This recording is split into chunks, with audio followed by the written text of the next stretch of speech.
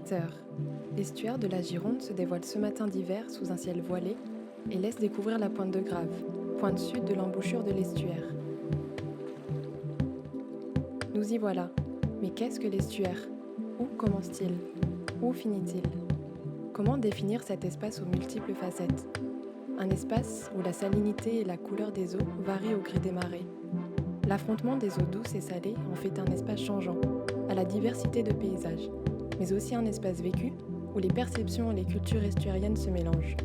À l'aube de cette journée hivernale, nous décidons de poser les prémices d'une réflexion, celle de l'estuaire post-carbone.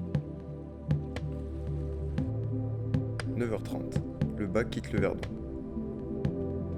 En 7 km et une vingtaine de minutes, les passagers atteindront Royan, situé sur la rive droite de l'estuaire.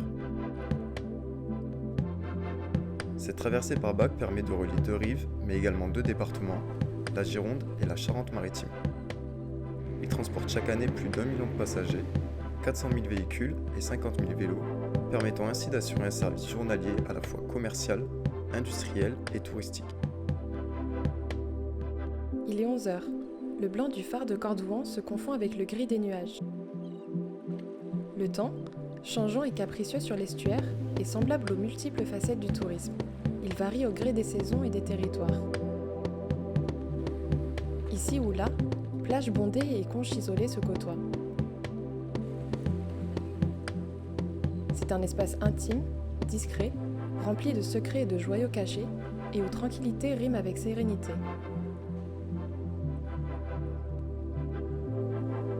Un espace de loisirs et d'itinérance où les nombreux sentiers ne demandent qu'à être empruntés.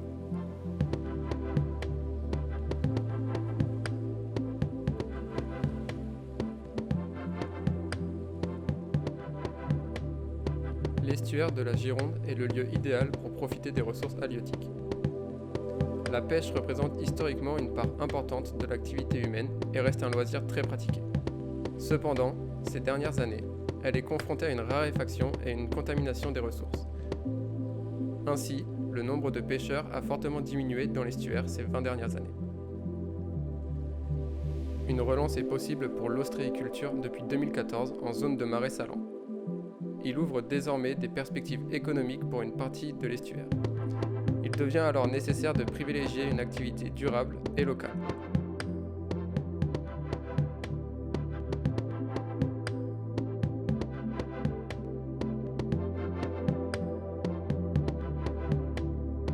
L'estuaire, c'est une évasion, un grand bol d'air et une intense expérience de nature.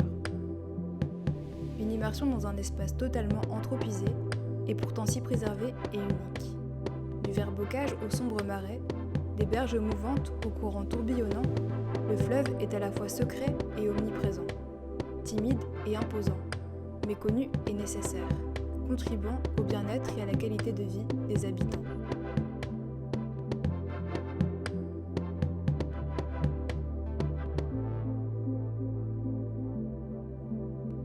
Au loin, apparaît la centrale nucléaire du Blayais, présente depuis 1981. Ces réacteurs sont refroidis par les eaux de l'estuaire, pompées via les canalisations sous-marines. La centrale produit les 2/3 des besoins en électricité de la région Nouvelle-Aquitaine. Il s'agit aujourd'hui de construire un futur moins dépendant de cette énergie. Solaire, méthanisation, éolien, les alternatives sont nombreuses. Il faut dès à présent accompagner l'installation et la transition vers ces énergies pour espérer, un jour, se passer du nucléaire. Prendre le temps de découvrir l'estuaire, ses trésors et ses pépites.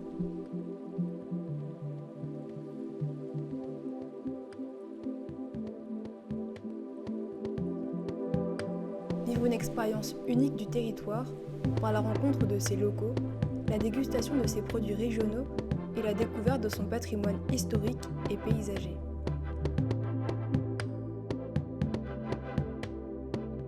L'immensité de ces paysages atypiques et pittoresques nous laisse sans voix.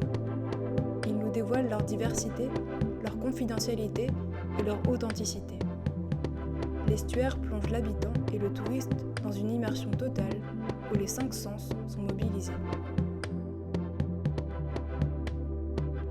L'estuaire, cet espace aux ressources fragiles comme aux grandes potentialités, nous amène aujourd'hui vers de belles perspectives. Qu'il s'agisse de son activité productive ou agricole, de la préservation de ses richesses naturelles ou du bien-être de ses habitants, des moyens utilisés pour le parcourir ou le découvrir, de son patrimoine culturel ou de son attractivité, l'estuaire de la Gironde aspire à devenir un territoire post-carbone. Mais pour cela, il ne doit plus seulement être considéré comme une rupture, mais bel et bien comme un espace reliant une diversité de territoires aux similitudes souvent ignorées.